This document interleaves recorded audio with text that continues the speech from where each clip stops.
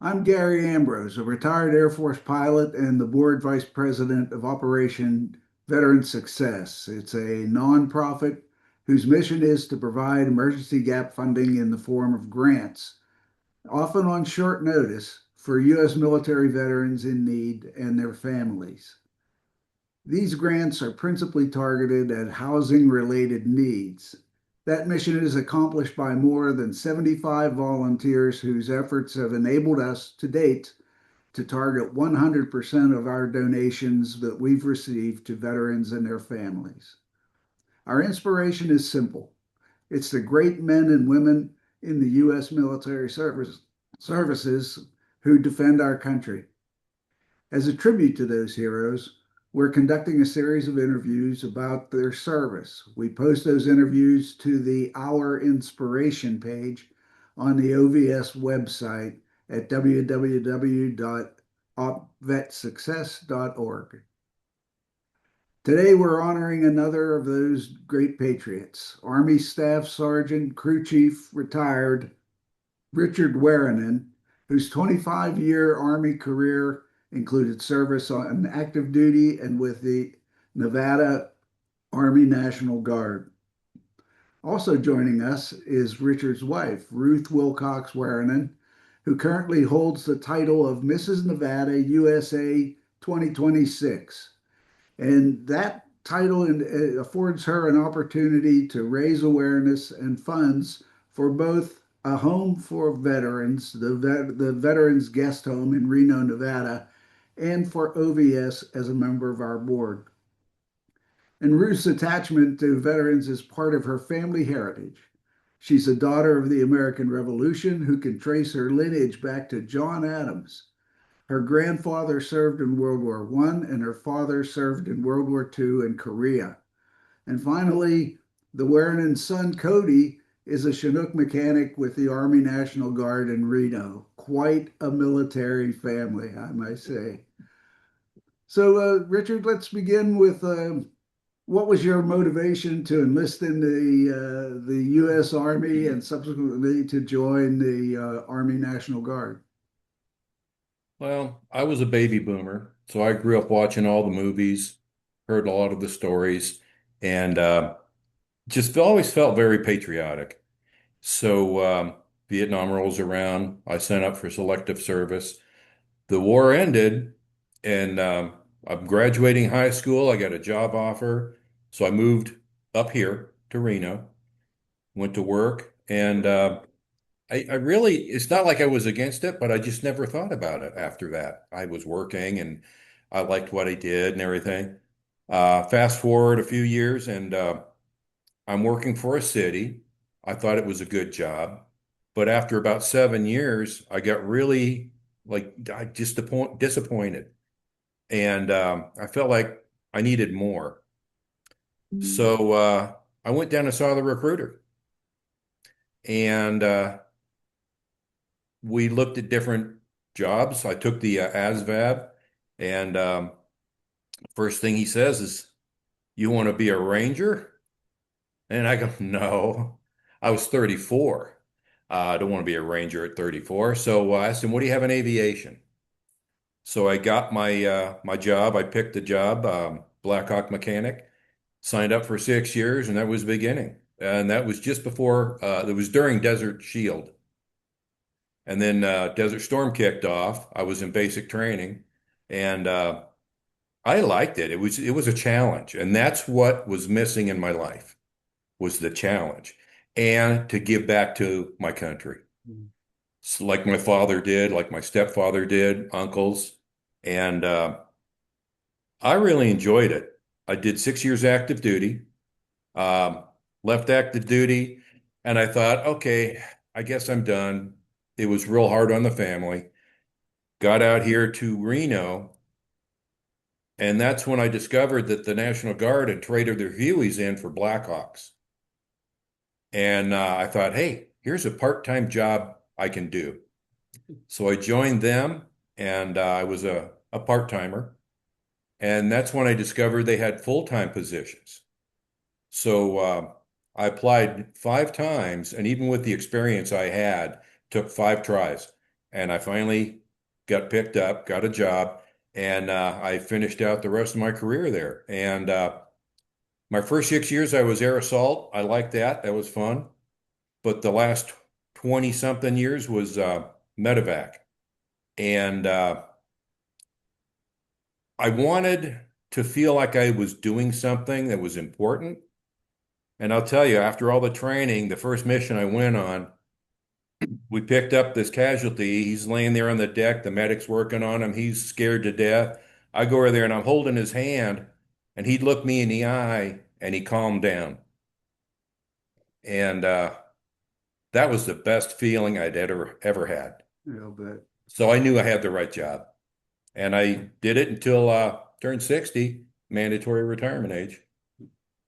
well, So, it's a great story, and it's a great feeling, I think, to wake up in the morning and think, what I'm doing is important, and the world's a little bit better because I'm doing it. oh, I And know there are guys walking around today because we were there. yeah, Yeah. yeah, I believe Yeah, that. I believe that. yeah. So, what was And your that's training? really what I wanted. I had good jobs before me. I made good money, but it didn't fulfill something inside of me. And my military career did. I knew that's what I was born to do. Yeah, it's a feeling that you're part of something greater than yourself. Absolutely. Mhm. Yeah, yeah. Yes. And I agree with you. I had that every day in those 27 years that I served. I'll bet you did. Yeah. Yeah. Can you talk a little bit about your training and your role as a medevac crew chief? Well, first, you have to be a good mechanic. And if you're a good mechanic and you're following the rules and they're always watching everything you do. So they came to me and they asked me, "Do you want to fly?" And I said, "You bet," because I was just a mechanic then. Now I'm going to get into training for a crew chief and learned everything. There's a lot of schooling you have to do. It's all done by the unit. We have flight instructors enlisted that go out there and they teach us the basics, how to start it up, what your job is, fire guard, all this kind of stuff. Um, you start out as RL3, readiness level 3. Once you have that down, now you're going to work on mission tasks. So you work on all the different things you do, landing in confined areas, um, high altitude flying, um, loading equipment, loading people, um, sling loads. And once you master all those tasks, now you can become your RL2. Then you go into more specifics like night vision goggles and a lot of the harder, more, um, well, the jobs that take a lot more fine tuning, finesse. And then once you master all of that and you're evaluated all through your training, then you become RL1. Once you're RL1, you're mission capable day, night, and everything. And I really enjoyed it. And I guess I showed them that I was pretty good at it because I got picked to be a flight instructor. So I got into the training arena and I liked that. I Mhm. like that a lot. I've seen many of the other soldiers that I've trained, they've come up through the ranks, they've progressed. A few went on to become pilots themselves. Um, I was pretty proud watching a couple of my students go out there and perform hoists and different maneuvers and things flawlessly. It's like, wow, that was pretty cool. They did it, but I was like the new father, you know? Oh yeah, yeah, I bet you were. Yeah. That is great. So in your now you're an aviator.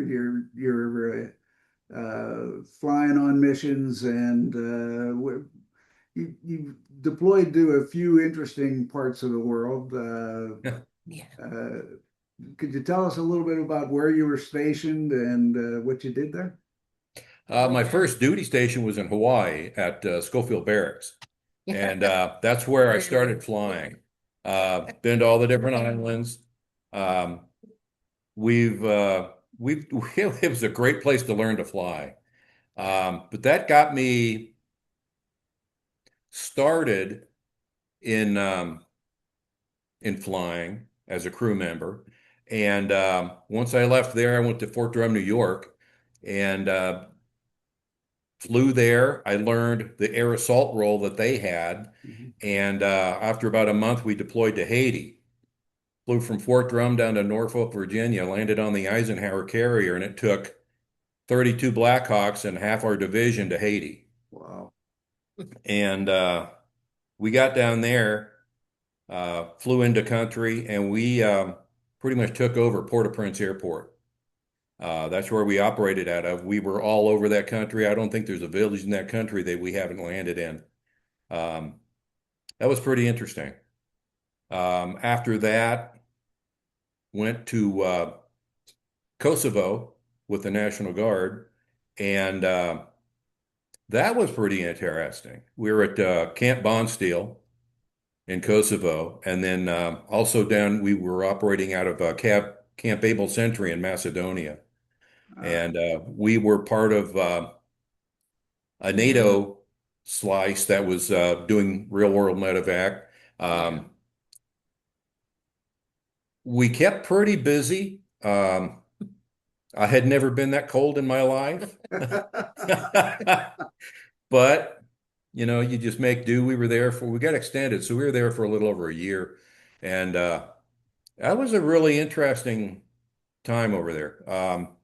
We were visited one day by a Medal of Honor recipient, Michael Novosel.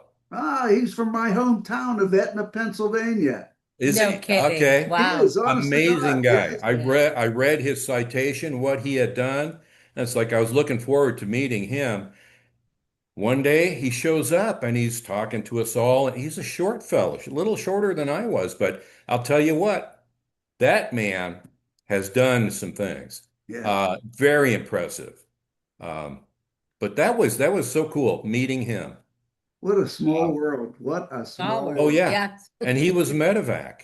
He Yeah. was medevac. So the commonality there, I was pretty proud of that too. Just to Yeah. be How bad. in that business, the same business that he had been in. Yeah. Yeah. Um, Kosovo was good. Last little trip we had was over a little place called Afghanistan, and Kosovo was probably a lot nicer than Afghanistan. a little bit, Yeah. yeah. Um, we didn't have people shooting at us near as much, but Afghanistan was good. We were very busy. I was fortunate to be at, I guess fortunate to be at one of the busier fobs. So time went by quick. Um, Besides, you're actually doing I did what I signed up to do. Yeah. I got to do my job, and that felt amazing. And there again, you go out there and somebody's having the worst day of their life. And you come in there flying in and you land and you help them out and you got them on board and you're taking them someplace to make things better. And just knowing that you're doing that is one thing, but you look over and you're talking to them a little bit, helping the medic out. We cross-trained with the medics. I was the crew chief, so we cross-trained. You're helping him out and stuff, but a lot of times I would just hold the guy's hand Yeah. and just talk to him and reassure him you're going to be okay. You're going to be okay. And Mhm. while the medic's taking care of him, then we'd hand him off to the hospital, just like in MASH. And then we take off and go get the next one or something. But Yeah. that was probably the best time in my career, I think. Yeah.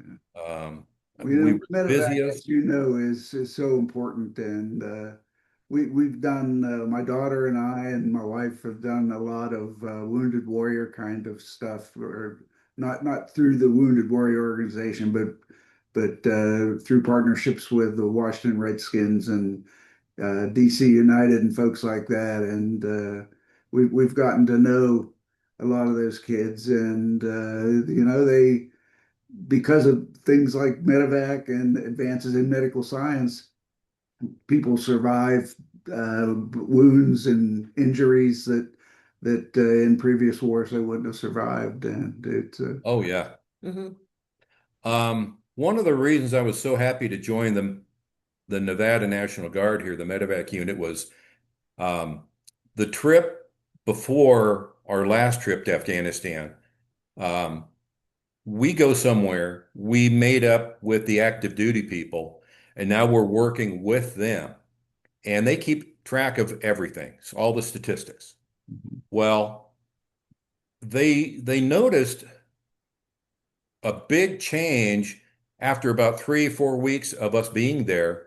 The mortality rate went way up, Hmm.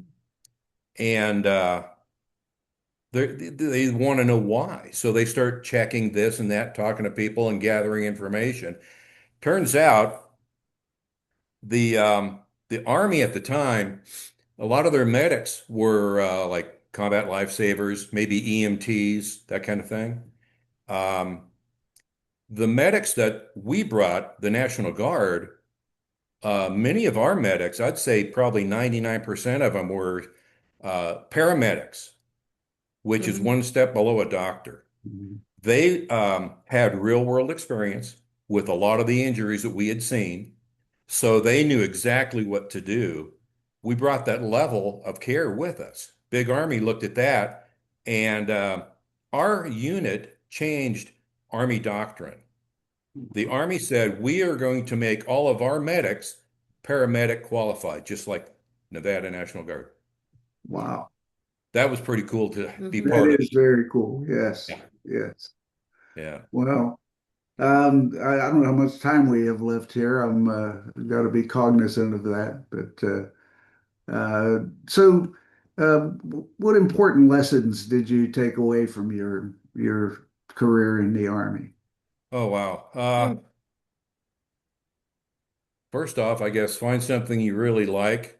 And if you can get it, a job in that field, that's great. I did. And Yeah. it turned out that it was in the military. Um, if you're going to be in the military, they'll mate you up with whatever you want to do. And if you qualify, the sky's the limit. You can learn all kinds of things, which will help you when you come out. But just having that self-satisfaction and learning that when you say you're going to do something, you do it. You finish it. Mhm. Accountability. Um, there's so many different life lessons along those routes, and Mhm. it's hard to name them all. But Right. Yeah, it's a real growth experience. You grow up fast in the military and oh, definitely. Hmm. get a lot of responsibility early, and it's all around a good thing, I think. But Now I was lucky, I Hmm. guess. I joined a little later, so I had a little more experience than mhm, a lot of the kids that I was in there with. So I learned faster, I guess. mhm, But I think any age, Hmm. whether it's right out of high school or wait a year or two or a few more, like I did, I think it can be a very eye-opening experience in so many different ways for everybody. I think everybody should take a turn at learning something about that, even if you only did 2 year stint or something. But I think everybody should be a part of that. And you like I said, I learn- did it because I wanted to give back to the country, this country I love so much. Um, I don't know. I'm just Well, glad I did it. Yeah. well said. And I'd be remiss though if I didn't say that Ruth, the tiara becomes you. It's perfectly Oh yeah. Yes. perfect. It's perfect for you. Yes. So, and before we run out of time, I just wanted to thank you both for doing this interview. It's an opportunity for us to say thank you for your service, and Thank you. we Yes. appreciate Thank both you. of your service, past and present. So, I thank thank him you for my freedom every day. me too, me too. Yes. And I thank you thank too, him too. Yeah, thank you to you Uh, too. well, thank you, and you folks have a great evening, and we'll get this posted onto the website. Great. Okay, All great. right. Thank Thanks, you again. Gary. Thanks, Bye-bye. Alicia. See you. All right. Good to Bye-bye. see you. Bye. Bye. Bye.